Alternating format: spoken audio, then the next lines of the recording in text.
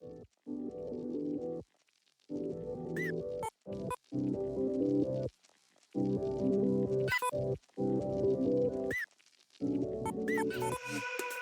everyone, it's Michael Phair from BIT here. Welcome to another episode of Talking with Tech Leaders. Today we're joined with Peter Dale, Club Exec at Digital. Peter is a senior IT and digital tech leader with over 20 years industry experience, developing and leading high-performing teams across several industries and sectors. He completed his Masters in 2005, joined Sword Kabuto, now Kana, Verint, and I think it was Graham Technologies. He joined Airpoint, he's worked for Clydesdale Bank in project and programme management, and he's also been the Director of Consulting and also Head of Innovation at CGI when they were growing out in Scotland as well. And as I said, he's now the Club Exec at Digital. I think they've got 21 Club Execs across the UK now and 3 in Scotland. So it's a pleasure to have Peter on. We're talking about his reflections on 20 years in the IT and digital industry. So lots of great insights from him, what he's seen, what he thinks is going to happen, what the future looks like, some great advice for companies. So stay tuned. I hope you enjoy it. And thanks.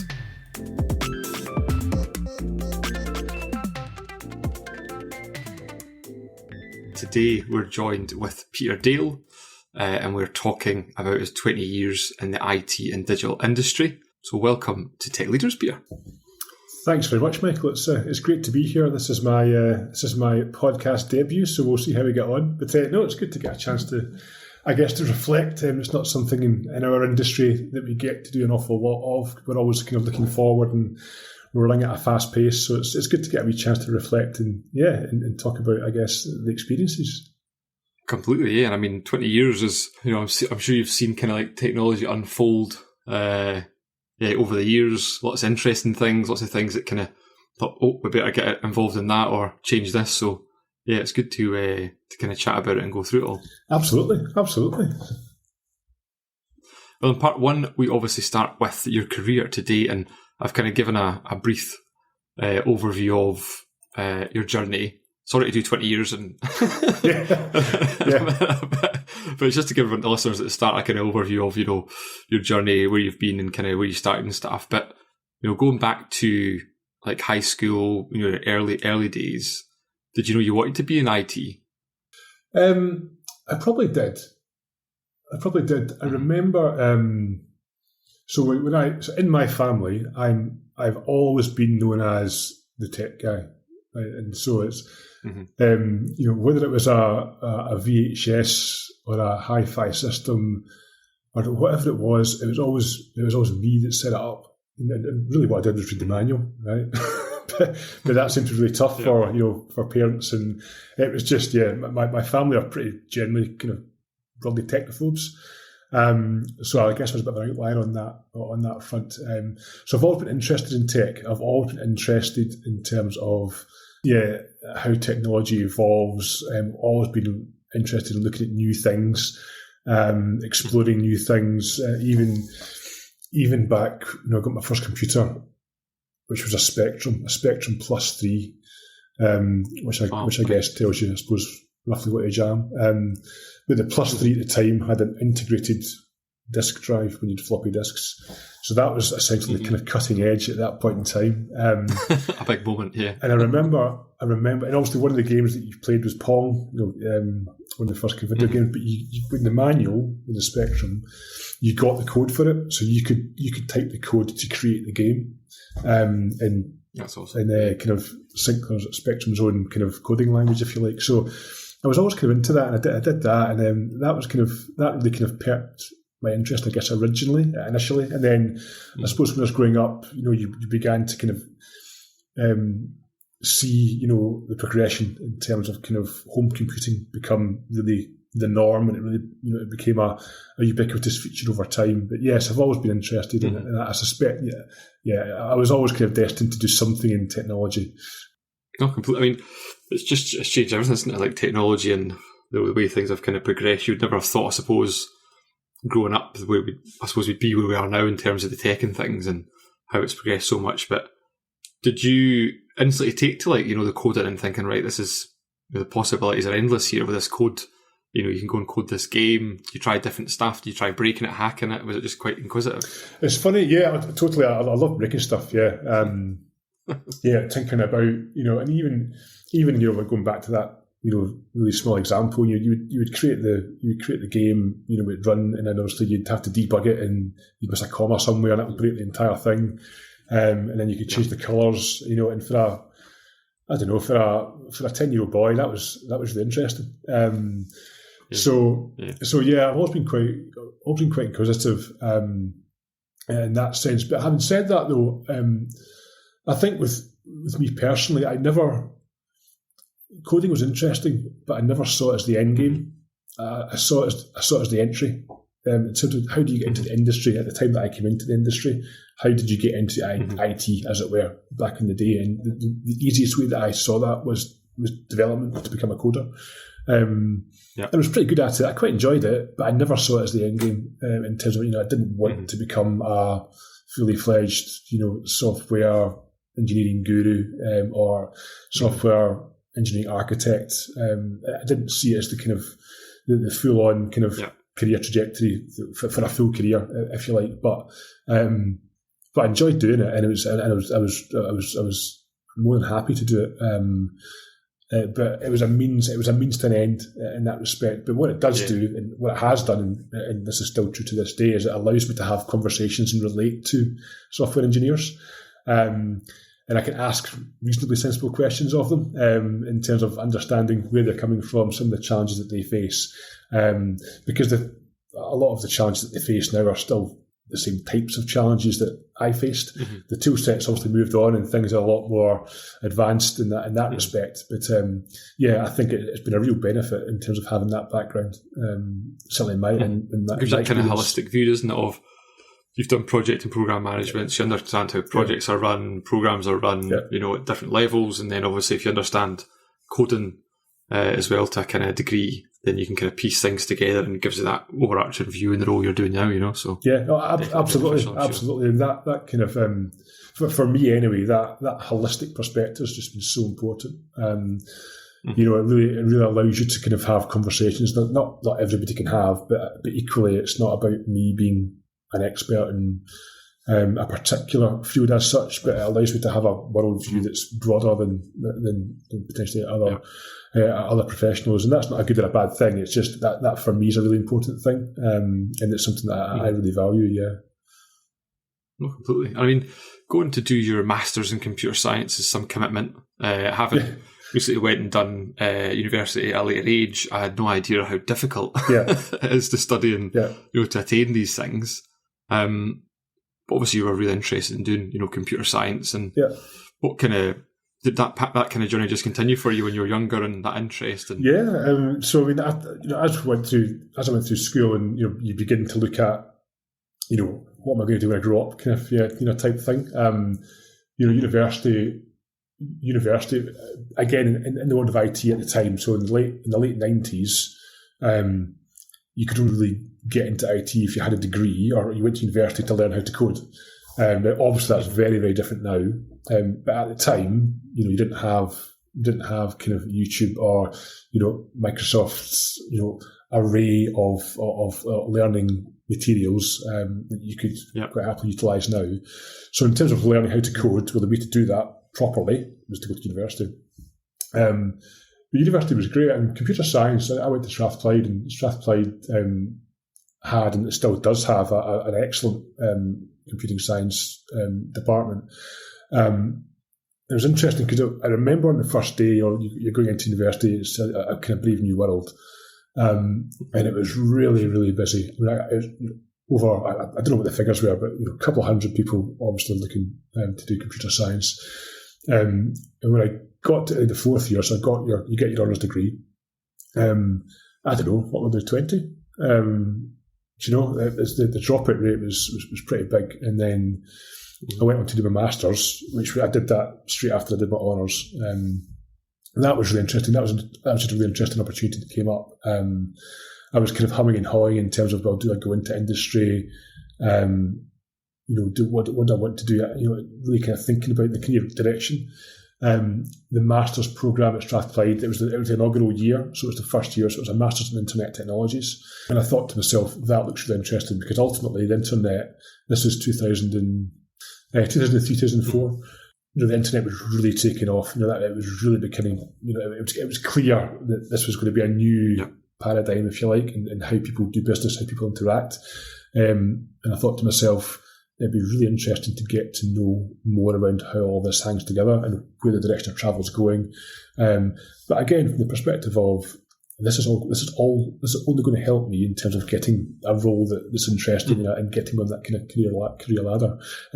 But in terms of difficulty, just interesting to get your perspective in terms of the kind of challenge on it. I think when I speak to people about university, certainly in the computer science degree, I think first year was like a bit hard. Second year, in fact, the hardest course in first year was maths. And I was lucky because I did, at the time, it was SYS, 6-year studies maths at school. I think it's called advanced maths now, but essentially it was a kind of university equivalent, if you like. So having done that, I actually found the maths part quite easy because I'd done most of the material before. So I had a year's head start versus a lot of people. So maths was the hardest, but generally first year was okay, right? It wasn't that hard, right? Second year was a bit harder. Third year, I had to concentrate. Fourth year was hard. And it's hard because for me anyway, it wasn't hard in terms of the material, it was harder. It was the volume of it. So it was constant. And it's not that things get intrinsically harder, but you get more of it. And so therefore you have to really kind of switch on. So I managed to do that. I managed to get through all of that. And but it was a great experience, yeah. It'll be totally different now in terms of what they're focusing on, but, was it hardware? Were you doing, some security protocols or networking? Were you doing a little bit of coding? Like, how was it kind of broken out in terms of the Masters? So in the Masters in particular, we did a lot around, it was still quite software engineering heavy, so it wasn't really about hardware. So a lot of it was around the protocols that the internet runs on. So things like XML, XSLT, those types of frameworks and languages that were really just beginning to come to the fore, that really kind of began at that point in time to standardise how the internet operates. RSS feeds at the time were kind of quite hot as well. I remember that. And I actually did my master's dissertation. I did that on a route finder using images. So how you've got Google these days, you've got Google Maps, and you can go to Google Maps and you can go to Street View and you can go to the Street View based on where you want to go. It will give you the visual of where you want to go and how to get there. So essentially that was my master's, right? I did that with a mobile phone. I can't remember what mobile phone it was, but it was one of the first that did images, colour images. So I built that. So I went from Glasgow Central to the university. So I went round having to take photographs from all angles at all the junctions to get there. So I took something like over 300 photographs. And one of my... You were well ahead of the time. You could have made a fortune. Well, this is it. I'm here speaking to you, right? My kind of claim to almost fame was, I created a Google Maps instance using images before Google existed, essentially. They spotted you. That's what that was. That came out of nowhere, that thing, and just started doing it. They must have seen you. Yeah, so I like to think they obviously picked up a dissertation and went, that's a good idea, but I'm sure they didn't do that. But that was really interesting, right? And it was far ahead of the time, because at that time nobody had done any research in terms of how people process images versus turn left at this junction 90 yards, type model, which is the traditional way of getting directions through your sat nav. So that was really interesting, and it was really, really, really, really fulfilling, and that was something that was kind of quite kind of ahead of the time. So it was great in the sense of it's great to see that actually it wasn't a wacky idea, that it's kind of came to full maturity, if you like. But one of my abiding memories of going around taking photographs in the centre of Glasgow is the amount of poles on pavements that are in your road for taking photographs. So street signs essentially, and street lights. So next time you're walking around Glasgow, look now you're thinking about it, look at all the street signs and all the poles that are in your road, essentially, because the amount of times I had to take a photograph and retake it to get the pole out the road. It was hard work, but like most things, right? When you get it up and running and you see it working, right? It's a good kind of sense of fulfillment. Yeah. Oh, a great sense of achievement. And then when you've seen it laterally, with Google, what are these cars doing in the streets, driving about? Good idea. Yeah. It's the 21st century, or the kind of the up to date version of how to take photographs of streets. Yeah, do it using a 360 camera in a car. Yeah, rather than a crappy mobile phone. Yeah, totally. I know. And then you've obviously done your masters. You've put that graft in. Where do you go from there? I mean, did you kind of apply for different kinds of roles? Did you know exactly what you wanted to go into career-wise? Or no, well, so after I did my masters, I took a year out. So I was lucky enough to be able to take a year out, and I travelled the world, which was great. Where'd you go? Hong Kong, Vietnam, Singapore, Australia, New Zealand, the Solomon Islands. Not Solomon Islands. Sorry, Rarotonga. Up the west coast of America, across Canada, and then down to New York, and then home. So that took essentially a year. Yeah, I came back with no money, as you would do. And I thought to myself, lots of memories, though. Yeah, absolutely. But again, though, it was great. A great experience, right? I'm so lucky to have had it. But it does open up your perspective, in terms of getting to meet, lots of different people from lots of different cultures and different, different walks of life. And there's a 24-year-old, right? I mean, you go on holiday with your mates to Spain, right? But it's not exactly the same thing, is it? From going from Scotland, which I think can be quite parochial at times, and kind of having that bigger perspective. I think that was something as well that I think very much just kind of played into kind of my career in a kind of more kind of holistic sense over and above the technology in terms of perspective, and how you can interact with people in different ways of doing that from different parts of the world. So that was something that I did. But when I came back and I thought to myself, right, I better get a job now, and really kind of start thinking about the kind of longer term. I really wanted to just get my foot in the door. So I applied to various people. I remember applying to Amazon at the time as a developer. Didn't get it. But I remember thinking at the time of applying to Amazon, we went to one of the kind of open days, if you like, and the guy was there and was talking about Amazon and the kind of a bit about their roadmap. And at that time, Amazon had obviously come to the fore, right? And it was still quite new, but they were making a big hit, big impact. And they were talking about the proposition and the package that you'd be looking for. And part of that was shares, right? And to me, at that point in time, I didn't know anything about shares. But I remember thinking at the time, and he showed me the picture of the graph, the big kind of bottom left to top right, and I was thinking to myself, well, I mean, how high can you really go from there? I mean, do you know what I mean? What else can you do? Right? This is the kind of naive thinking that I had back when I started out, right? So I didn't get the job anyway, right? And then here we are, fast forward 20 years, and Amazon have not quite eaten the world, right? But they're making pretty big inroads, aren't they? It's everywhere, isn't it? Yeah, it's ubiquitous. My naive thinking kind of, I suppose, was on show there. But I got a job with Graham Technology, as they were at the time, and they were based out of India and Chinnan, just at Glasgow Airport. And that was great. I mean, obviously it's your first job, right? And you're kind of used to it all, very green behind the ears. But they were a really good company to work for. And it was actually really good. They were a local company as well. With obviously ambitions to have a larger footprint, and ultimately they ended up getting bought out. That kind of got my foot in the door, got my foot in the ladder, so to speak. But the good thing about that job was that I ended up going out on site quite a lot. So working out on client site, and the main place that I worked was Western Bartonshire Council, where we were looking to build essentially contact centre software. And one of the selling points of Graham Technology is that, we will co-locate with your team and we'll have that close collaboration.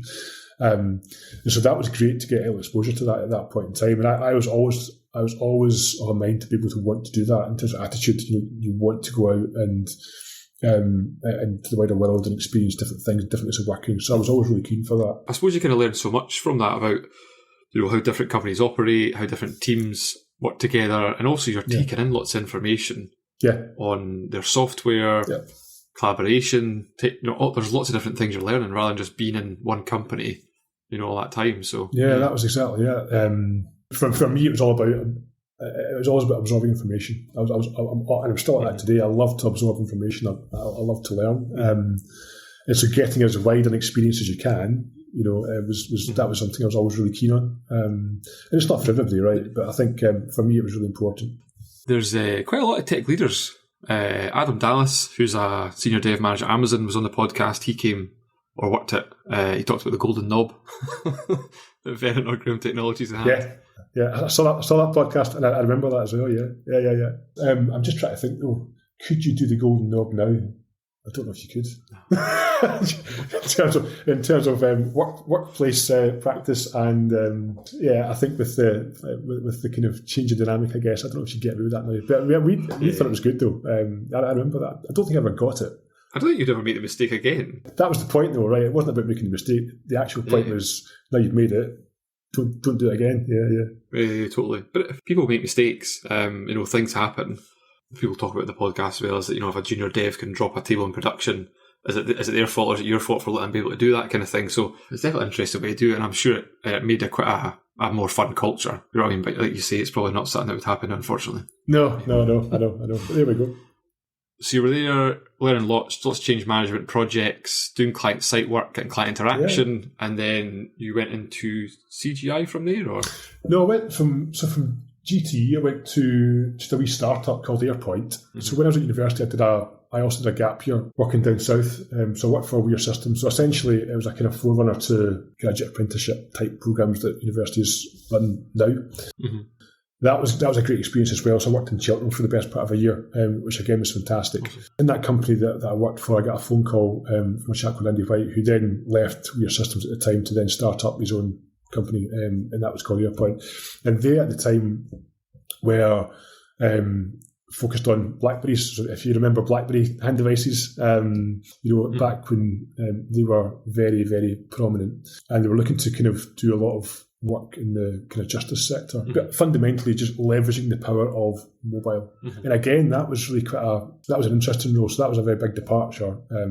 But also what that did was it gave me the opportunity to still code, but also to begin to lead a team, to begin to manage essentially, and to begin to build up leadership skills in a far more explicit way. And that was always the direction of travel that I wanted to go in ultimately. So that kind of gave me the door opening for that, and that was a good experience as well in different ways, right? I mean, completely different, proper startup, right? You're working for an established organisation, and you're going to kind of on your hands and knees, kind of plug in the router and kind of understanding if that works, and you're at ground zero. But also the technology as well. BlackBerries and RIM were a massive organisation at the time, but the tech was still new. So the underlying tech was still a bit flaky. So you had to navigate that as well. And there's a lot of kind of cutting edge stuff that we were looking at. And to try and do that as a startup, to then try and sell that into established organisations, particularly policing, that was really quite interesting as well. But again, it was really quite groundbreaking. So we built solutions whereby you, as a police officer, could get your BlackBerry. You could then stop Michael in the street. You could do a PNC check that would bring up your photograph. It would bring up your aliases, details about you, right there and then. And rather than having to radio it in, and you can see if there's a likeness. You're telling me you're Michael, but are you really? Based on the photographs that we've got. So, and how much time that's going to save, and the time they've spent radio it in, someone else operators having to look it up, times that by how many people are doing that daily over a year. Like, you're saving an absolute fortune. So that's awesome. Yeah, that was interesting. And then I kind of got to a point, it was a kind of just an end point in terms of kind of career progression and where the business was. And then I got an opportunity to go and work for Clydesdale Bank. And what I wanted there was the opportunity to work for what I would call a blue chip. So a really established organisation, really mature. And obviously financial services, particularly in Scotland, it's got such a big footprint. I was always really keen to get a level of experience in that world. Yeah. I moved to Clydesdale Bank as a project manager. And again, a completely different experience, almost the opposite end of the scale in terms of very traditional business. It's the type of business that there's a lot of people in there that had been there for 20, 30 years. It was very much the kind of, if you get a job in the bank, that's your career for a lot of people, and that's fine. So very different culture, but again, they were really kind of beginning to kind of put their toe in the water in terms of mobile. So I ended up being really heavily involved, running large parts of the mobile program in terms of creating the mobile app, the Clydesdale mobile app, which for a traditional bank like Clydesdale was a big step change.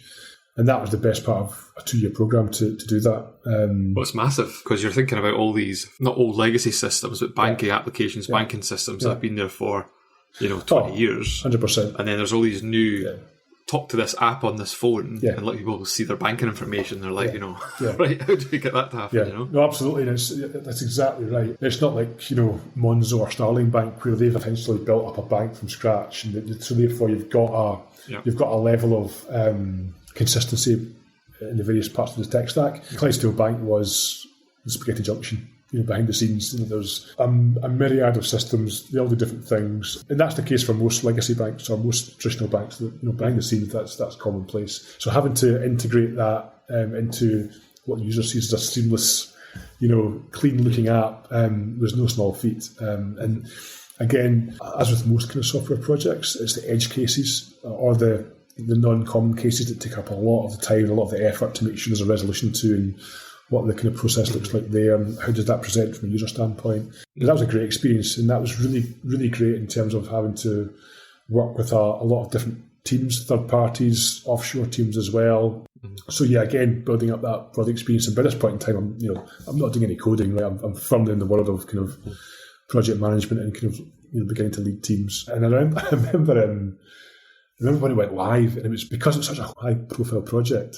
There's also kind of exacerbated by the kind of the traditionalist culture that Clydesdale had.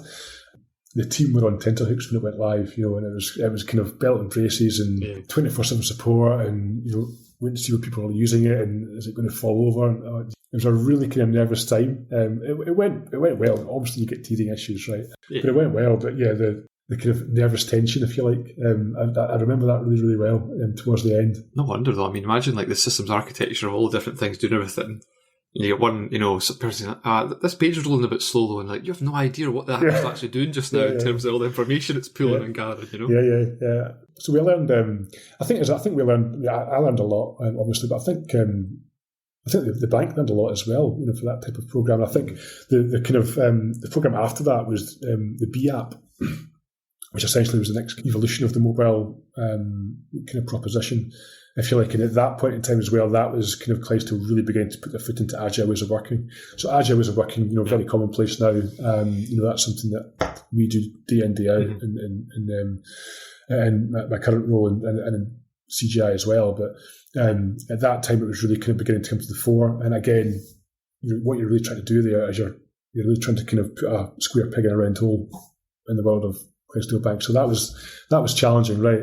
Because you've got a whole institution and a whole set of processes that are basically telling you can't do something, that have been built up over 30 years.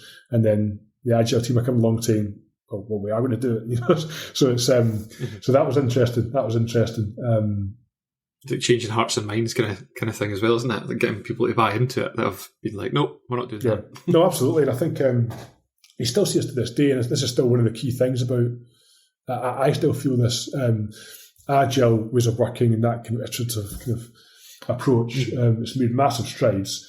But one of the most common things is that you still find is that when you get to a certain level, agile isn't a thing.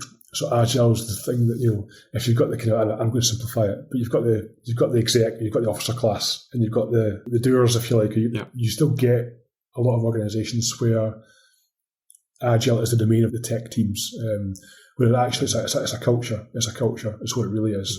And so therefore, if you don't get the exec buying into it, or at least understanding it and empathising with it, and the challenges that come with it, that's where it becomes a real challenge, and that's where the cultural element becomes really important.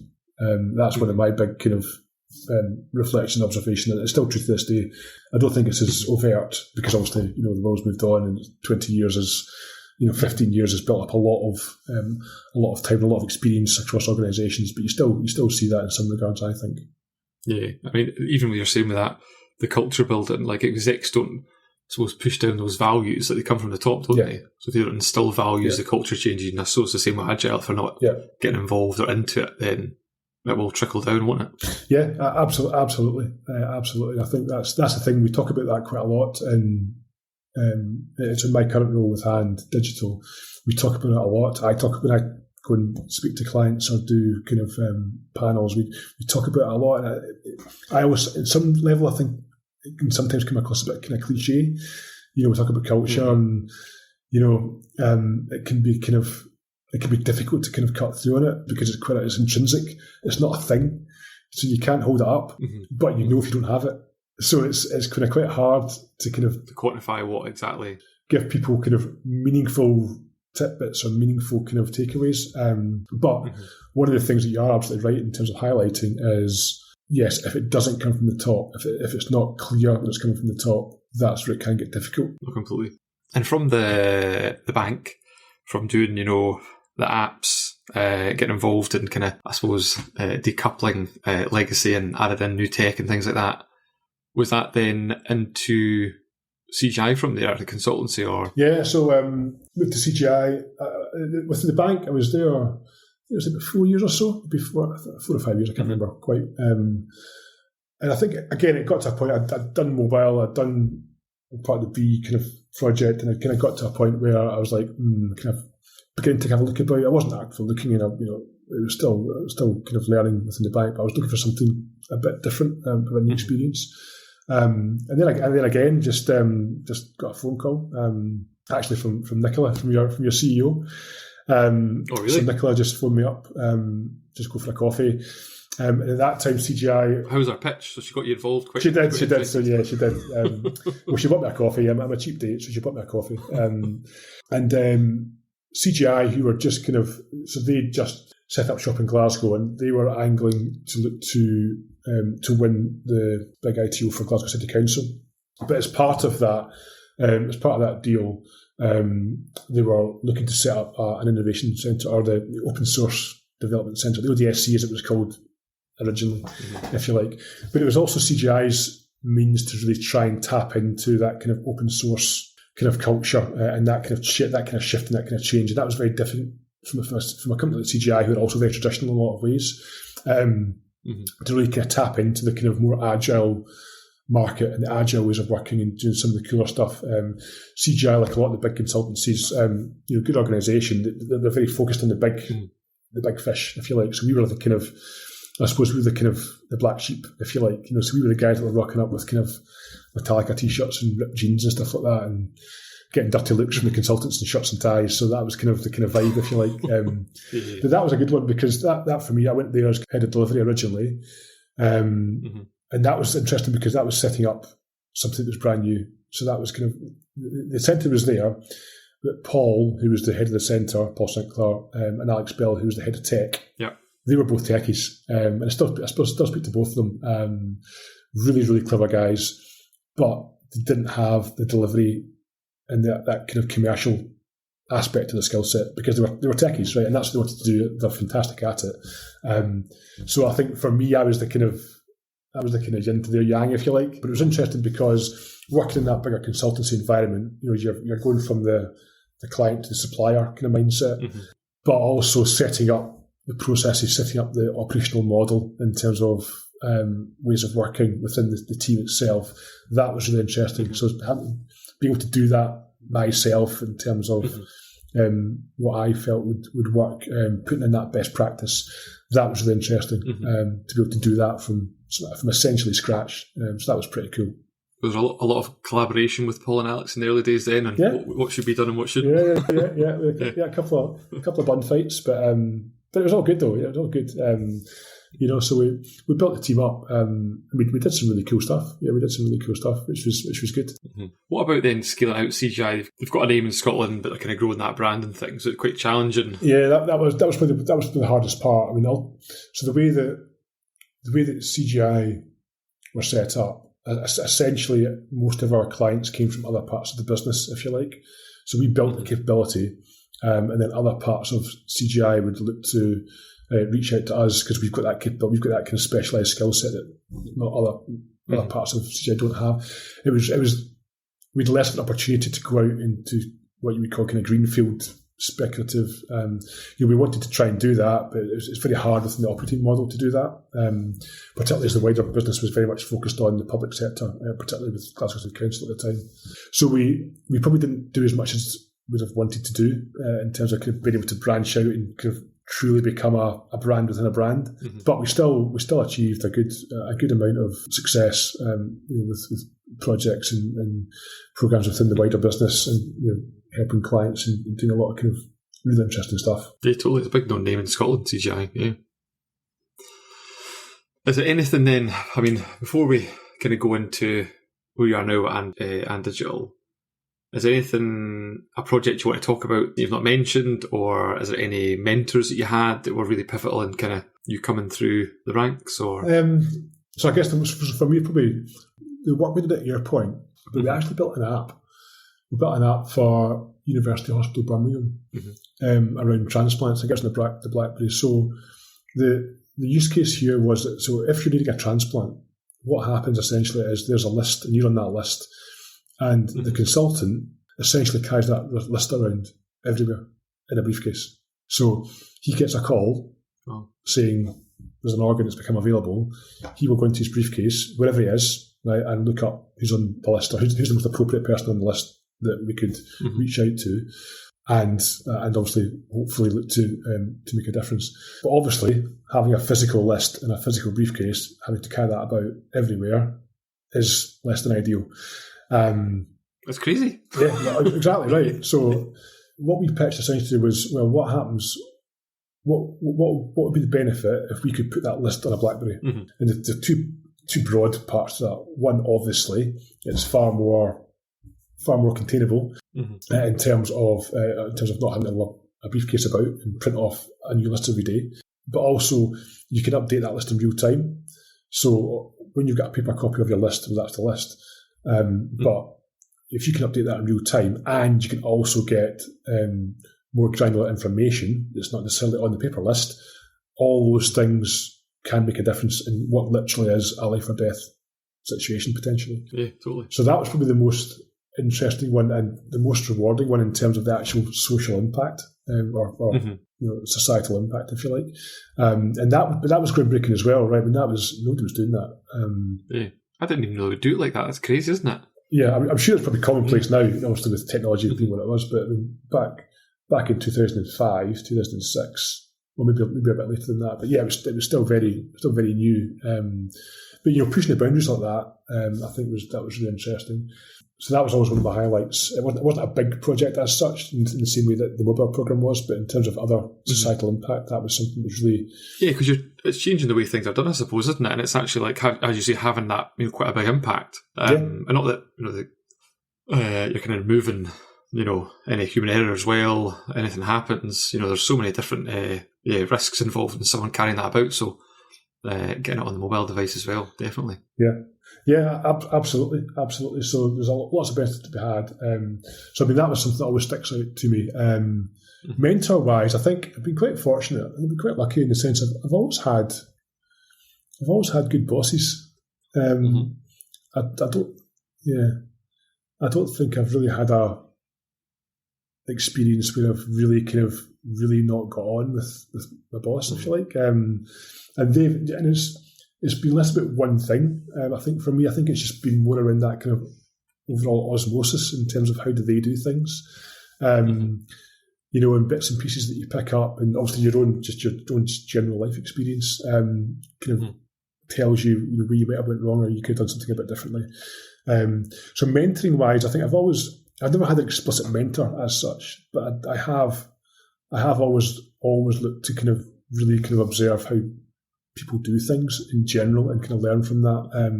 And I've always been quite fortunate that I've had good bosses. I feel like they're able to kind of impart and guide in the right type of way, generally speaking. And there's always something I've learned from every one of them. So that's been quite good. It's really good you've done that. I mean, because you're kind of going through a leadership, or going to your first leadership role or your first kind of management role. Nobody then goes into training, do they? They're kind of like, right, you're now a manager, and then you're kind of like, oh, right. And there's that, obviously imposter syndrome there as you're kind of going through and learning, Yeah. Still happens to me all the time. I'm sure you've had it, and lots of people on the podcast have had it, that you're kind of going through the motions, and like you're saying, different leaders and managers that you've worked with, you've picked bits that, I think that's good or that's good, bits you don't take. Yeah, exactly. And I think one of my kind of, I suppose this is one of the, I guess, the 20-year reflection is that there's different ways of doing things. Right? So there's how many leadership books are there? Don't know. But what works for somebody doesn't work for somebody else necessarily. And I think a large part of leadership really depends on what your personality is, in terms of how you work. Now, obviously, there's particular scenarios and there's particular times where you have to work and operate in a particular way or be a particular persona. But there's one thing I kind of realised kind of relatively quickly, I think, particularly the leadership roles that I've had, is that there's different ways to do things that can get to the same outcome, or they can get to a good outcome. There's different styles. I mean, I've worked under very traditional leaders and bosses, in terms of I'm the boss, you're the employee, you will do as I say. That kind of rule by fear. There's a bit of that kind of element of fear, if you like. I've worked with really collaborative bosses as well, all be in between. So yeah, I think that became my perspective on it. You need to find a path that kind of suits your style, but you also need to be cognizant of the fact that in that leadership role, you are a role model, and people will take a cue from you. And in particular scenarios, I suppose maybe the more challenging scenarios, right? You do have to work in maybe a bit more of a rigid way to make sure that everyone's well aligned and the action that needs to be undertaken is undertaken, and we get to the right outcome. But yeah, I think that's something that's a kind of key reflection for me, certainly. Yeah. That's really good advice, totally. To finish up then, I suppose, on part one then, and kind of going through your career, you then went into and Digital in 2021 as a club exec, which is kind of like a managing director of a fairly big team. Yep. How's that going? Yeah, it's by far the most interesting role I've ever had. I think, again, that's like with a phone call. I'm getting lots of phone calls, aren't I? I got phone calls. I was at CGI, and again, it's quite funny. I don't know if this is coincidence or not. But again, I got to a point with CGI. I think I was beginning to look at other opportunities in terms of what else is out there. I think you get to a point. I'd got to a point at CGI where there wasn't much kind of really tangible additional opportunity going forward, just with the way the business was structured and the type of business that CGI was, all of which was fine. And I think I got to a point whereby I was really looking to kind of be, kind of reinvigorated and look at a new challenge. And again, kind of by coincidence, I got a phone call and went for a number of conversations and ended up at And. By far the most challenging, but the most enjoyable role that I've ever had. Certainly, I mean, the role of the club exec. So Anne's got some vocabulary, if you like. We operate that kind of club model. The best way to think about it is it's the kind of franchise. Well, think about a Pizza Hut franchise. There's a number of clubs that we have in the UK. I think about 20, 21. That's a lot, yeah. Or so. And each club runs under a similar playbook, as we call it. So the overarching operating model is consistent across the business, but each club has a different flavour. So one club might be more data focused, or one club might be more AI focused, or product focused, for example. And that's where that kind of synergy used to come from. Yeah, I took that role as club exec, and then COVID happened. Here's a challenge. No, exactly. Yeah, exactly right. Multiply that by 10, right? So we had to stand up a club all through COVID. So we went from essentially 3 or 4 of us that were there at the start. I came in on June, and so I think there was maybe 7 or so people that had already started just in the last kind of month or so. I came in the start of July, I think it was actually, and we went from that to 40 or so in the space of the next 6 to 9 months. So it was pretty big undertaking all through COVID. So the first time we actually ever got to meet each other physically was 6 months after we started, I'm sure. The first time we ever got to the club, so our office, the clubhouse, what we call it, was about 6 months after we constituted the club. What an experience for everyone, including you, like, you know, leading that and kind of how do you lead and manage and it was really really intense, really intense. It's not something I would want to do necessarily too many times. It was really enjoyable, right? Full of challenge. You are essentially creating something from the ground up. Okay, you've got an actually operating model, right? But what you don't have is the relationships. So you don't have the relationships in terms of understanding how I like to work, or how my people lead likes to work, or how my client services lead likes to work. And we've just met each other. So you're pulling a whole raft of different types of people, different types of skill sets together, all at the same time, essentially all at the same time, and then asking them to go and build a business, right, and deliver for clients. So that's really intense, really enjoyable. But when you compound the COVID part of it on top of it, it was something that was pretty hard. Probably the hardest thing that I've ever done professionally. I would say. I can imagine. That was 3 years ago, almost 3 years ago to the day, essentially, when I started it. And since then, we've done a lot of great things. Recently, we've just delivered a grant service for the Cabinet Office, for example. Mm-hmm. That was a 2-year piece of work, end to end, 2 years.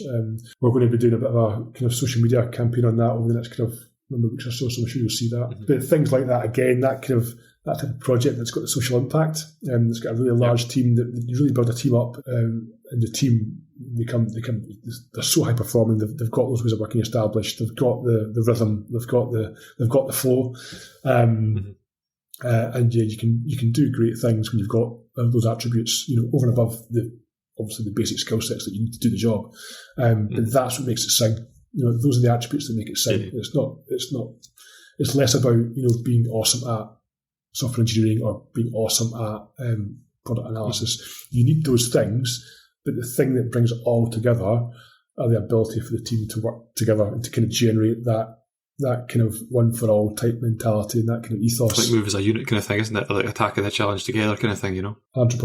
I mean, it's got a good brand in the market, and it's definitely, it's fairly quite big now, isn't it? There's three club execs in Scotland, and there'll be, 18 in England and Wales, is that? Yeah, that's right. So 3 in Scotland. Glasgow, so I head up the Glasgow team.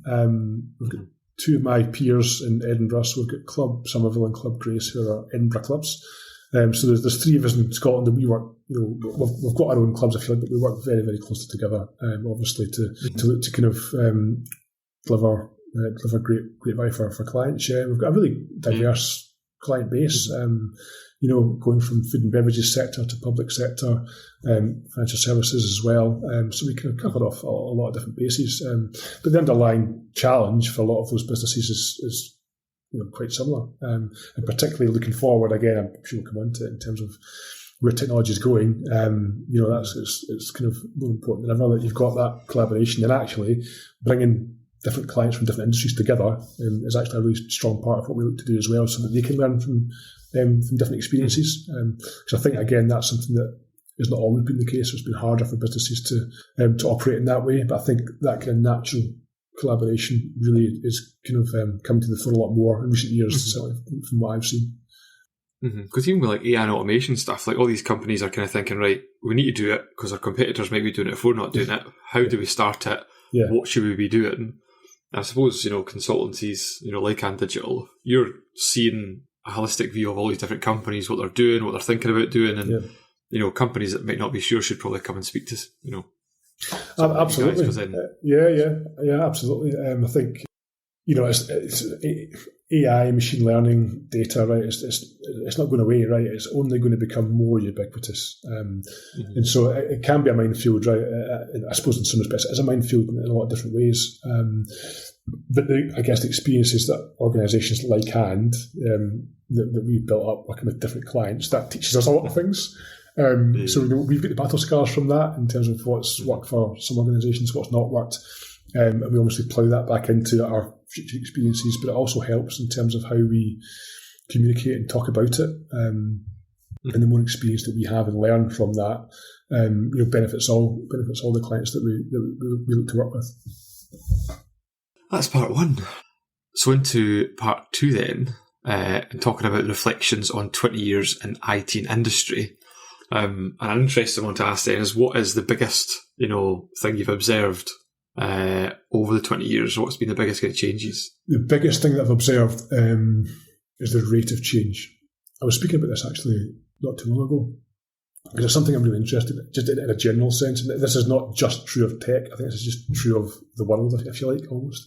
But technology drives it, essentially. It's the rate of change. So if I think back to when I started, right, well, we didn't have this platform, we didn't have Zoom, we didn't have Slack, we didn't have the cloud. Amazon essentially were still shipping movies and CDs, essentially, and that's all they did. And if we think about the rate of change, if I fast forward to now, everything's going faster. Everything's going faster. And I think the thing that really kind of pulls that into perspective is, I suppose, actually is AI. And that for me is the step change. So if you look at kind of apps, if you like, in terms of how long it takes for a popular app to reach 100 million users, you've got things like WhatsApp and Spotify and Twitter or X, Uber. They all took years. It varies, but they all took years to get to 100 million users. ChatGPT took 2 months. Right. Threads, which obviously is a part of Instagram, but Threads took days. So you get to kind of 2000, and the kind of same is true for, you can relate with kind of hardware as well, I guess, in some respects, like like the iPhone and things of that nature. You get to kind of 2017 and 18, and then you begin to see things are tangibly taking less time. And now we're in 2024, and you've got, obviously, AI has hit the scene in a multitude of different ways. Obviously, ChatGPT from OpenAI was the forerunner of that. That was the kind of big bang moment. But you're now into months, right? You're into months, and in some instances you're into days. Okay, you're leveraging existing platforms, but because those platforms were built in previous years, you can do that. Therefore, everything's going faster, and particularly with the advent of kind of cloud and the kind of over time price depreciation and essentially the cost of computing and the accessibility to it, it makes it far more ubiquitous than it ever has been before. And so therefore, people can be more creative. You don't need to go to university. You might want to. It's got a lot of benefits to it, but you don't need to go to university to become a software engineer. Right? I, sitting on my dining room table, can create an app, right, in the space of a day if I wanted to. Right? So therefore, that unleashes a whole raft of additional creativity, and therefore that puts different propositions in the marketplace that allows things to accelerate, and the underlying tech, because over time it continues to get cheaper and more accessible, means that the pace of change almost becomes exponential.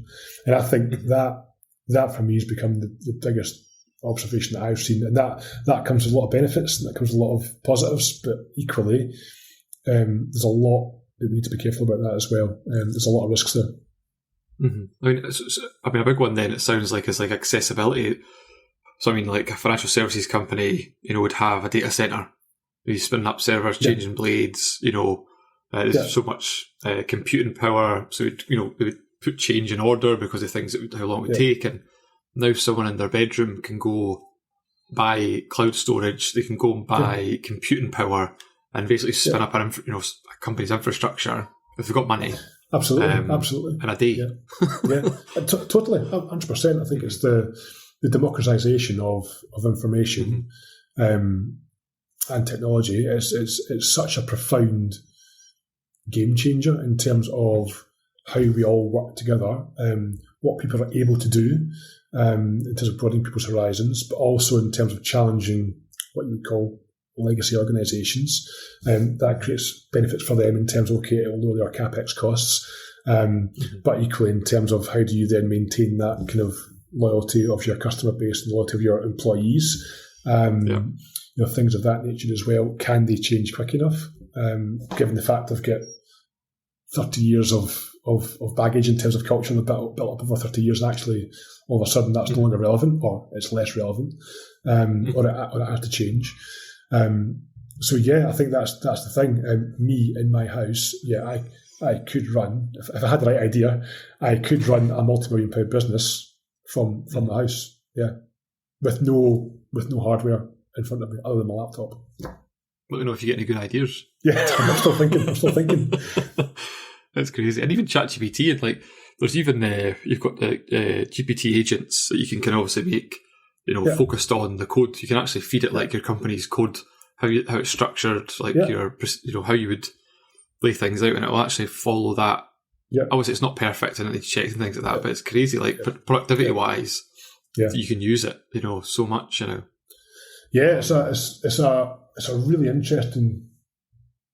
It's a really interesting paradox. I can't quite remember what the paradox is, but essentially, you've got all this tech, right? Mm-hmm. You've got the accessibility of the tech, that's allowing people to do things they've never been able to do before, to have access to. But actually, as an economy, we're not seeing the corresponding increase in productivity, right? Yeah. Now, there's, I guess, a number of reasons for that, but a lot of that comes from the intrinsic process, the intrinsic culture that's been built up over the last 30 years, and the bottlenecks that come from that, if you like. So you've still got, if you think of an iPhone, right? You've got an iPhone. Part of that's hardware in terms of the actual physical iPhone and the camera, for example. But the other part's software. So having to link it in that ecosystem that it links into, so having to join all that together, actually is still quite hard. It still creates bottlenecks. And so that's something that's kind of been interesting to observe as well. But just in the general sense of being able to do things that we couldn't do even 5 years ago, it's mind-blowing. And I think the challenge with that is the risk. One of the risks with that, I guess, is organisations overstretch themselves, and because they want to be first to market, they open themselves up to a lot of risk if it's not done in a considered way. Mm-hmm. So it's very hard to stop yourself from wanting to do something. Human nature is one of expansion. Human nature is one of wanting to grow and to stretch. To stop yourself from doing that, it's a very unnatural thing to do, and particularly for organisations where obviously profitability and commerciality, all those things are key metrics by which people are measured on. Yeah. That's hard. So I think it'll be very interesting to see how that evolves. But I think we're definitely in a time, for me, we're in a time like no other.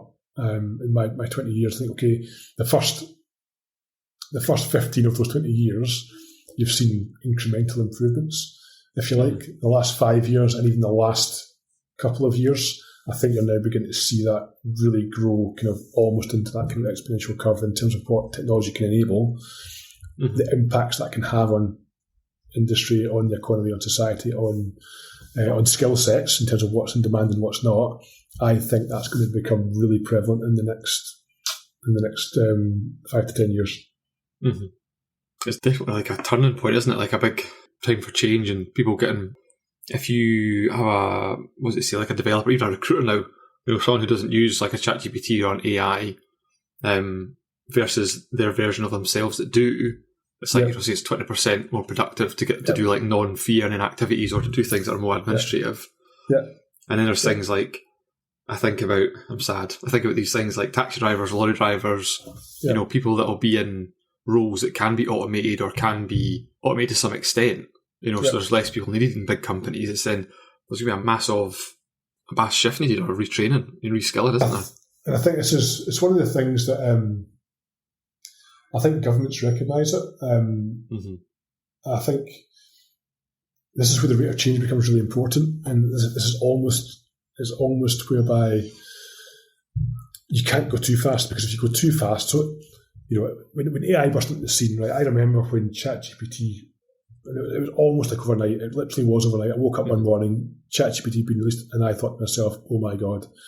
And I remember literally thinking, and almost instantly thinking, "This is a new world. It's a new world." And I remember back when the iPhone got released, I thought to myself, just a phone. And I didn't get it. When people talk about the iPhone moment, I didn't get it when the iPhone came out. In my kind of 20-something, the age that I was at the time, I just thought to myself, that's a nice phone from Apple. Cool. Right, and Apple obviously have got a cool brand, right? So they can sell it based on the brand. I didn't get the phone was essentially the means to access an ecosystem. Right. And so what Apple were really building was the ecosystem. And the iPhone was just the front door to the ecosystem. I didn't get that. I just saw a phone. Mm-hmm. Fast forward 15 or whatever years, I've got a bit more experience in working in the industry. When ChatGPT came along, I did get it. I thought to myself instantly, this is exciting and terrifying in equal measure, because you could instantly see how a number of roles could not disappear, but become less voluminous, if you like. One of those roles, my opinion, is software developers. Mm-hmm. Right? Over time, not now, and it's not a case of in the future there'll be no software developers, but you won't necessarily need as many software developers, is the point, right? In the same way that I suppose from a Glaswegian standpoint, so obviously born and bred in Glasgow, back in the day, my father worked on the shipyards, right? And back in the day, shipyards were the thing, and that was a massive part of the economy, massive part of the industry. What is it today? So you still have shipbuilders, right? Yeah. But you don't have, anywhere near as many shipbuilders, right? And so I think AI's got that same type of effect. But I think going back to the rate of change point, that effect will happen quicker. So where things have taken decades, if you like, to change, I think they're now talking years and potentially months in some instances, in terms of the types of roles that AI can take on, and what that will mean for certain industries, but also there's opportunity, right? So it's not just it's not a case of, oh my God, AI is coming to steal our jobs. It will have profound effects on some roles, 100% it will. It will cause a lot of challenge in certain areas, but it can also be opportunity as well. Right? To your point around the automation piece and doing the boring jobs and things of that nature, 100%, right? So I think if I was 18 all over again, or for people that are looking at what they want to do and, coming into the marketplace and looking at their skill sets and, what industries are there and, importantly, what's going to be there, I think it's around how you're able to embrace AI. So how can you make AI almost as an extension of you and your skill set? I think that's where you're going to see success, and that's where you're going to see roles and particular skill sets come to the fore that are be really sought after. But yeah, I think that's going to happen at a rate that we've never seen before, and that's where the challenge comes in for governments, for example, because in previous decades you can manage that change over a long period of time. But if that change happens in the space of a year or 2 years or whatever, right, that's too fast. From a government standpoint, that's too fast. So navigating that's a massive challenge. It's not like companies are kind of like getting a heads up, or like the governments are getting a heads up from ChatGPT. They're just like, new language model can now upload PDFs, can now do audio. They've got a beta version where you can talk to it and it talks back to you. Yeah. There's a wee AI device thing, I think it's called Rabbit, something, and it sits on you. It's got a camera and stuff like that, and you can turn it on and talk to it. And there's ones getting developed for glasses now, with a heads-up display and stuff like that. And it's just like, this is wild, this stuff, Yeah. The thing about it is, it's happening weekly, right? So every week there's a new product. Now that's never happened before. Like in terms of the scale, that's never happened before. So that's something that we as society, we as a business and as a consultancy, and you as a recruiter need to navigate. What does that look like? And it's the hardest thing to do, because what you're really trying to do is predict. And I think it's the biggest thing that humans struggle with, is that humans don't think on an exponential scale. They think on a linear scale. So basically they think in terms of today will be the same as yesterday. So when you went to work this morning, you took a route, presumably, that you've taken before. But you did that because you know that route is the route to go down. But one day, what happens if that's not the route? Right? So you're not going to get, to your point, you're not going to get a heads up necessarily if that's the case. You're going to do it, and you're going to find out by only being in it. By which point you're too late, you're a traffic jam, you're late for work. Or, in that example, it's a trivial kind of negative, but hopefully you get the sense of the challenge that's potentially there. So trying to navigate that and predict to some degree of certainty, you're never going to get it, 100%, and it could go different ways. But to try and get a sense of that, I think that itself will have a premium in terms of a skill set. Well, completely. I mean, do you think then, well, how would you suggest with look at the last 20 years and seeing that change in things coming through, how can businesses with traditional models adapt at this kind of new, pace of change? I think first thing I would say is you need to have a really, really open mind, right? So if you're a C-suite, if you're a leader in any organisation really, but particularly the kind of mediums and large ones, you need to have an open mind. I think there's loads of famous examples from history in terms of businesses that were market leaders that the world changed and they went on board, and then that was into that. I mean, Big Blue, big IBM, 100%. Kodak's the other obvious example, right? That I'm sure is well known. So if you don't have an open mind, step one, then you will struggle. I think it's interesting. I think with AI in particular, with that whole underlying technology, I think it's different. Different in a lot of different ways, right? But I think it's different, particularly from a C-suite standpoint, in that you need to know about it. So whereby previous tech, let's just take a new framework that's come out, for example, right? C-suite didn't really have to care. Not really. They might have wanted to investigate, that's fine, but it didn't really affect what they did as their day job in terms of looking at the overall operating model and the way the business worked and hitting KPIs and things of that nature. So they didn't really have to know about it. Mobile tech.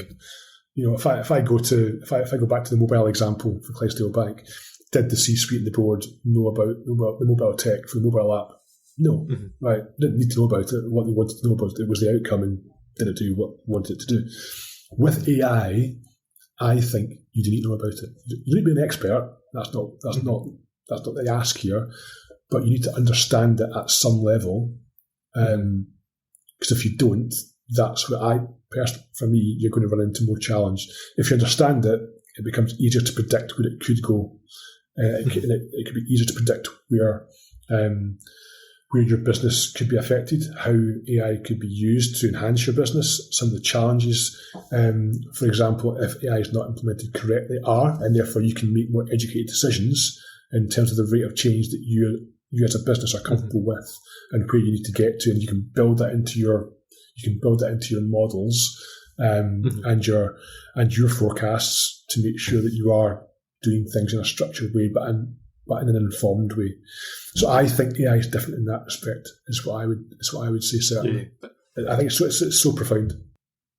You're totally right. I mean, they need to be paying attention to what's going on, and you're seeing so many now. I think there's an AI leadership forum thing, and it's just talking about companies implementing it and what their challenges are, and they've been interviewing people at that level, and there's so many now appointing chief AI officers to actually help them understand this. Yeah, no, absolutely. That's a great example. The other area that we're seeing a lot of interest in, and that we speak to a lot of clients about, is AI ethics. So in terms of the impacts and the implications of making certain decisions, what does that mean? How do you remove underlying bias from your AI models, for example? Do we understand what those biases are? So I think it's that's a really interesting area. I think that's something that, I think, to be fair, businesses are generally, in our experience, really interested in. They get it. I think with the wider kind of appreciation in the workplace in terms of different cultures and the diversity that we have in the workplace now that we didn't have 20 years ago, I think that's helped with that. But I think that ethical component to AI is really important. It's something that, as I say, we are getting a lot of traction with in terms of speaking to the people that we work with. Yeah, and if you start taking too many decisions on what it's telling you, not actually understanding what's going on behind in the black box, isn't it? You need to make sure that is correct, like you're saying, that ethics part of it. So totally. Yeah, absolutely. So it's not a silver bullet. I think I think the immediate reaction is, oh my God, we're all going to be looking for jobs. It's not like that, I don't think.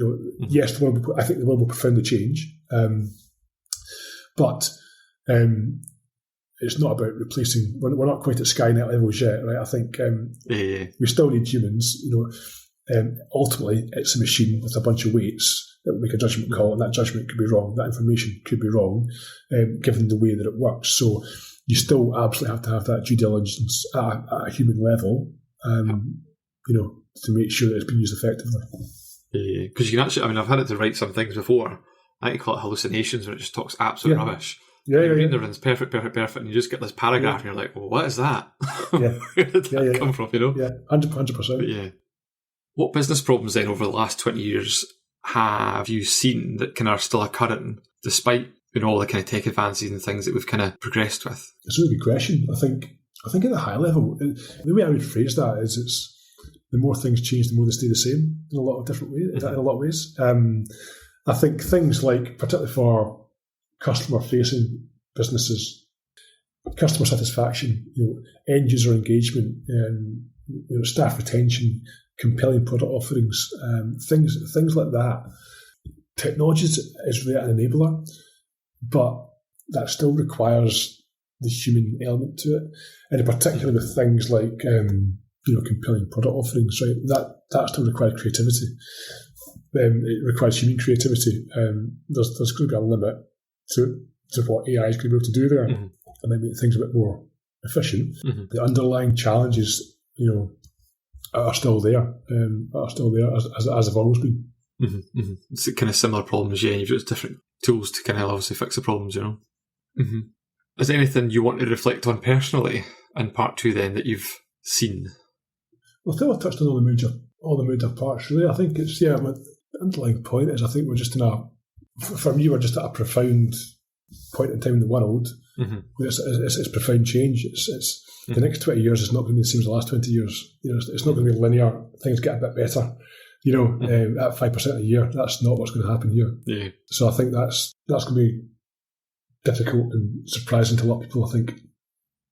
Like companies won't kind of look the same as they do now in terms of structure and processes and how automation. Yeah, and even embedded, things like 9 to 5, the increase in the gig economy, things of that nature.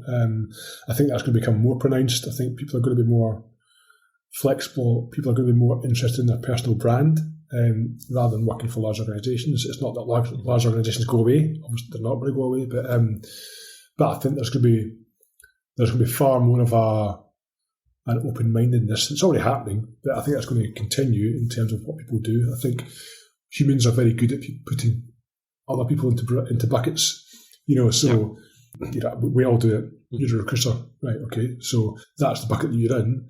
The implication of that is you can't do other things. So, and it's the same for software developers, for example, or product analysts. You get put in a bucket or in a silo, and historically it's been very difficult to navigate out of that, or to convince or communicate to others that actually you potentially have a really broad skill set.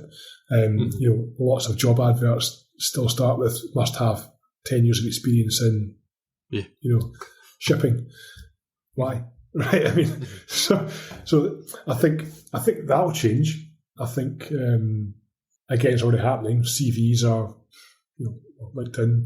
But again, going back to the gig economy perspective, the platforms like Brain Trust or even locally, Gig.ai, the Rich runs, I mean, that's your digital footprint. That's what's going to tell employers what you can do and where your skill sets lie in a far, far better way, in a far more granular way than me giving you a CV that's got a fancy job title on it. So I think they're all quite profound changes as well. I think, when you do your work, who you do your work for, the types of work that you can do. I think if we fast forward 5 years, and if you assume, a kind of almost exponential rate from an AI standpoint in terms of the types of jobs that AI will be able to take on and the increasing complexity of those jobs, people will have more flexibility to be more creative in terms of what they look to do. You're still going to need, software developers. You're still going to need, architects. But I think the volume of those types of roles will potentially change, and I think the ability for those types of skill sets to look at other ways in which they can expand and leverage their core skills certainly come to the fore. And one of those ways, I think, for me, has been far more fluid in terms of the types of roles that people do. So I don't think the silos and the putting people into buckets will be as pronounced as it historically has been. Yeah, that's such an interesting view. I completely agree with you. It's going to be so. I just wish I could kind of like fast forward and go to a peak to see, what it all looks like, because it's just there's so many variables involved, isn't there? And it's just the rate of change, like you say. It's going to go so quick, and companies are going to have to move quickly. Yeah, it's such a fine line. You have to move quickly. You have to invest to make sure that you maintain your relevance and your market share and ultimately your market growth. Mm-hmm. But you cannot do that in an unstructured way. Just being first is that's not the answer. Mm-hmm. If you do that in an uncontrolled way, and that's the balancing act. If you go too fast, there's challenges. If you go too slow, there's challenges. Yeah, you've invested in HD DVDs and they go Blu-ray. Totally right. So it's that's exactly. No, totally. No, really, that was awesome. That was amazing. Thanks so much for going through that for part 2. Are you okay for part 3, where we do some quick fire personal questions? Yeah. Do part 3. Yeah. Cool. So, very good one then. So, what drives you? What drives me? I guess what it is. So for me, I've always been a learner. I love learning. Right. I love looking at new things. I love exploring and understanding how I can apply, experiences to what I do. So that absolutely drives me in terms of wanting to better myself and my skill set. Yeah. That's just intrinsic. I've always kind of had that in me. Mm-hmm. I guess as well. I think growing up, my parents kind of struggled quite a lot in terms of their working life. They did an awesome job in terms of providing for me, but that was hard, right? And I think it was interesting. I think particularly my father's side, he was in the kind of wrong end of the kind of what you would call the legacy industries, if you like, the kind of heavy engineering and things of that nature. So that was really tough. So relative to a lot of others, we weren't particularly well off, if you like. And it's not about me becoming. I don't want to become rich, but per se, right? No, I get the same thing. Yeah. There's a drive there to want to make sure that you're doing all you can, and it's not the same struggle. I don't want to have the same struggle, I guess, because I've been through that struggle. Safety and security is one of the 3 things, isn't it? So it's like, So I guess there's a bit of I suppose that's a bit of a kind of, a bit of that kind of, I know what it feels like to have that kind of knife at the back, if you like. And I think that's a big part of it as well. But I think that's just instilled in you. So I think those 2 things, I think that kind of, that want to learn, that desire to learn and to also kind of impart my experiences and hopefully help others as well, that drives me. But also that kind of safety and security angle that I didn't necessarily have as much of other people that I was growing up with. Not to say that you didn't have that safety and security by the way either, but I just mean it's that kind of the ensuring it's there, that you're holding that up so that everyone else is kind of not having to even think about it, Absolutely, yeah. And I think it's, I guess I suppose in an era of profound change, which we've talked about, I think that's going to become more valuable. And I think this might be me getting old, right? I might be getting old here. But there's a definite difference in terms of when I was kind of growing up, but also when I was entering the marketplace and the world of work, in terms of my attitude to some of the attitudes that you see across industry, from my perspective now, in terms of what people expect and what people are looking for. Everyone's a product of their time, essentially. And I think looking back at the IT industry over the last 20 years, all the IT industry's ever known is growth. Right, so it's never really not growing in any real way. Right? So therefore, when you get into that kind of world, people naturally expect more because that's all they've ever known. And therefore, going back to my kind of rear view mirror kind of analogy previously, right, people expect tomorrow to look like it did yesterday. But when you get into an area of profound change, that's not necessarily true. And so I think over the next kind of 5 years or so, I think it could be an interesting time. It could be challenging in certain areas. And I think that could be harder for some people that aren't used to that or haven't had that experience before to have to adapt to that. In this industry, yeah, definitely. That's something that I think as well that's kind of at the back of my mind as part of that. I know what it feels like to not always have growth. So, I mean, yes, I was 20 at the time, but I still remember the dot-com bubble bursting, right? I remember the impact that had. So hopefully we're not, that's not where we're going necessarily, but But the point is that could happen, right? So it's having that kind of holistic point of view, isn't it? Mm-hmm. Not completely. What about favourite tech then, or tech or tools? Favourite tech. I do use GPT quite a lot. I do use it. That's kind of become quite ubiquitous. I wish I had the time to just explore more of the types of products that are out there, and some of the graphical ones and the video ones. So I wish I had more time to do that. Mm-hmm. But I suppose that's become quite quickly for me. It's become it's part of what I do and how I work. Mm-hmm. Although mindful that it's not gospel what it's telling me back, but but it's certainly helpful. Yeah, it makes things a difference. Mm-hmm. I'm kind of mucking about with Motion just now, which is like a AI diary organizer. But that's quite interesting though, just to see, because my diary is I am not the best at managing diaries, and people obviously put in meetings at short notice and all the rest of it. So it can be quite hard to kind of navigate your working day. Are you finding it quite useful then, like giving yourself like focus time and email time? Because I'm terrible for sitting on my emails. Yeah.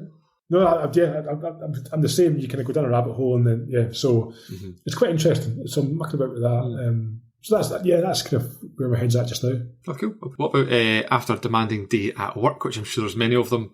What are your kind of go-to methods for unwinding and relaxing? I wish I could say I could just go home and just sit on the couch, but with two relatively young kids, that's not quite how it works, is it? So I go home and start my other job, just look after the kids. What age are they, your kids? 7 and 4. 7 and 4. Busy life.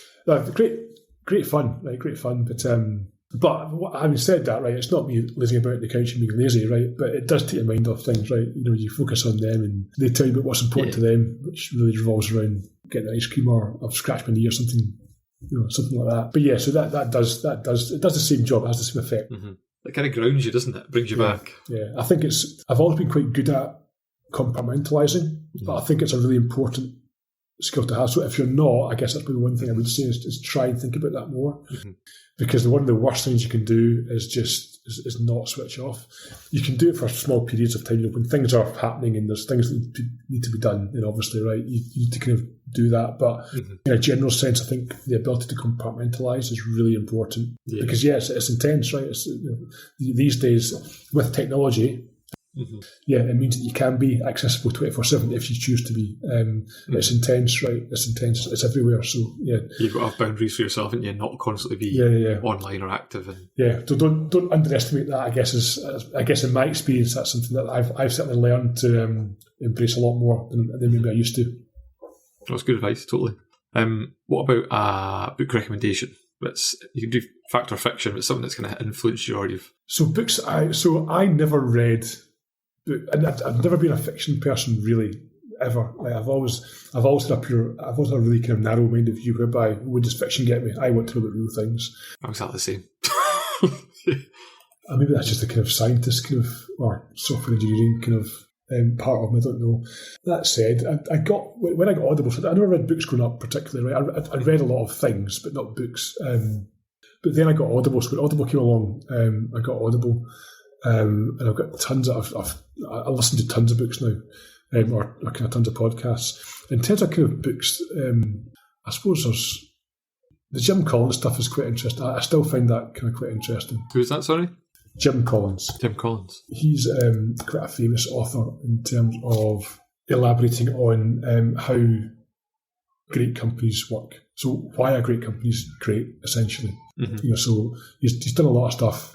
He writes a lot of things. He does a lot of videos, podcasts, books as well. There's a lot of different ones. The one that I read not too long ago was How the Mighty Fall, and essentially that's really kind of understanding why things fundamentally go wrong, and why businesses don't see that they're going wrong. So that's something that I think, again, within the topic that we've talked about, right, in terms of particularly looking forward, that's a good book for certainly kind of senior leaders to look at. And obviously MD can, but senior leaders in particular to kind of think about it within their context. Does any of the lessons or the things that he talks about apply to your business? So that's a good book. I also like, I suppose more so in it's kind of quasi-fiction, I guess. I quite like some of the kind of Michael Lewis stuff, so I quite like the kind of financial kind of financial books. So one of my favourite films is The Big Short. That's a great film. That is really good, isn't it? I've read the book on that. The book's even more interesting. Is it? But Michael Lewis, he used to work in that kind of hedge fund industry, and he's got a lot of kind of stories and whatnot. I like some of his stuff as well. So no, that's really good. Awesome. I'll put the books up there. What about your parents? Do they know what you do? Vaguely. They still just know me as the IT guy, right? Telly's not working. yeah. Literally, that's the kind of type of phone calls I get. But they don't really know what I do. They know that I kind of I head up a team and I work in IT. That's probably the extent of it. How's your work? Busy? Good. yeah. My family, as I mentioned, they are massive technophobes. Mm-hmm. Yeah, I'm very much the black sheep in my family. What about dinner then? So if you could invite any 3 people dead or alive, who would it be? Oh God, that's a good question.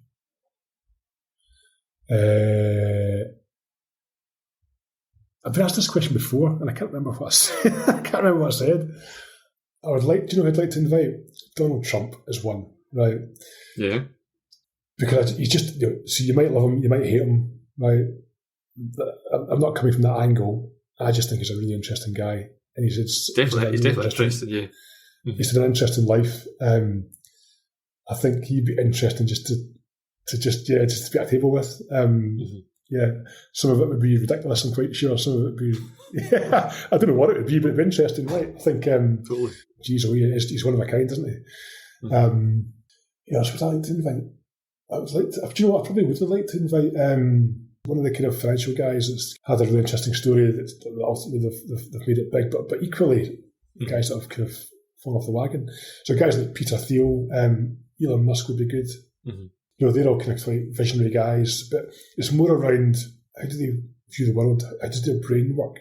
Yeah, right. The thought process. Guys like Elon Musk, right? I mean, again, he's a kind of love-hate figure, right? In a lot of different ways, but you can't deny he's pushed boundaries. In a lot of ways, he has kind of changed the world. He's a controversial figure, cool, but I suppose when you get to that level, I'm going to build reusable rocket ships. Okay. Yeah, totally right. I mean, who else could do that? And you and I can't sit here and say that and make that happen, right? Mm-hmm. Super interesting guy. I think I'd like to, those types of characters. So essentially, it's outliers. For me, it's outliers. So Donald Trump's an outlier. Elon Musk's an outlier. Mm-hmm. Peter Thiel, who I suppose was a business partner, they're all outliers, right? Mm-hmm. So I think they've all got a different way of looking at the world versus the mainstream. And in a lot of ways, that's why they've been so successful, because they see things that you and I don't see. Mm-hmm. Another one, I know this is more than 3, Ray Kurzweil, he's another one. That's more from a technology angle. So Ray Kurzweil, he still does, but work for Google. But he is a big one for looking at the future of technology and what that means at a societal level. So if you look at some of his talks on YouTube, for example, you get a sense of that, into sort of where he sees humanity going, how AI plays into it. Mm-hmm.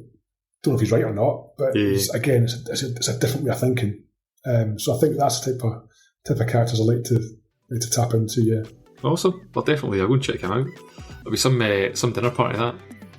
I don't know how it ends. You get Trump. Why'd you invite me here with him? Oh no, I don't know.